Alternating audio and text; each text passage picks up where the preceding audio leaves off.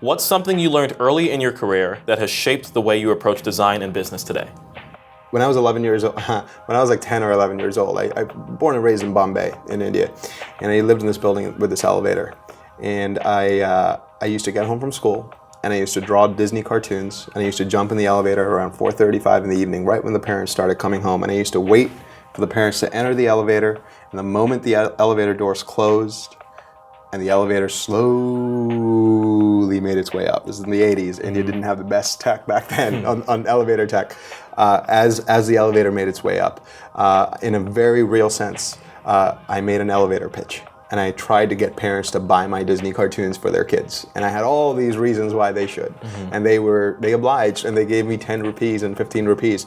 And I remember, and I bring up that story because I think the first thing I learned before I even understood that I was a designer, and drawing cartoons makes me an artist, not a designer, but I understood the value of knowing how to sell.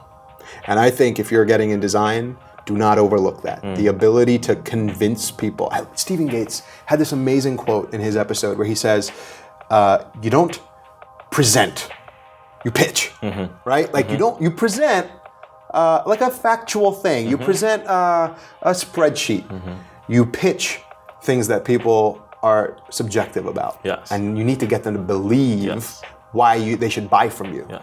And I've always been pragmatic about business. I've always been pragmatic about money, that whatever I did in my life, I knew that making money was an important part of it, because I also realized that not having money means you can't drive change. And by having money, you can do whatever you want. You can be bad with it, you can be good with it. But when you're rich, when you make money, you can use those dollars to affect change around you and help people or hurt people. I mean, depending on what your intent is. Anyway, that is a lesson I learned pretty early on in my career is like learning how to pitch. And then I think Life. I mean, life, life, absolutely. And then the second thing I'd say is, it's about the people, stupid.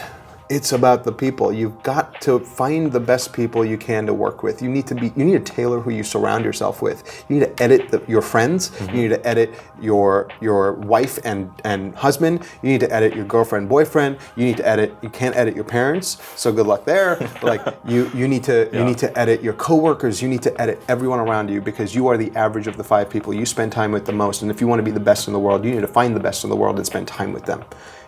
I truly believe in that. And this is not my saying. This is just a known thing. Like people know, like it's just a science. There's a science to back this, right? People are so important. And then on the back end of that, when you're in power, when you've been given the reins and you control what people work on and how people work, empower them to learn and stumble and fall and learn from experience instead of babying them, giving them all the answers, sheltering them, defending them. I don't believe in that now. I was raised by a military father, okay?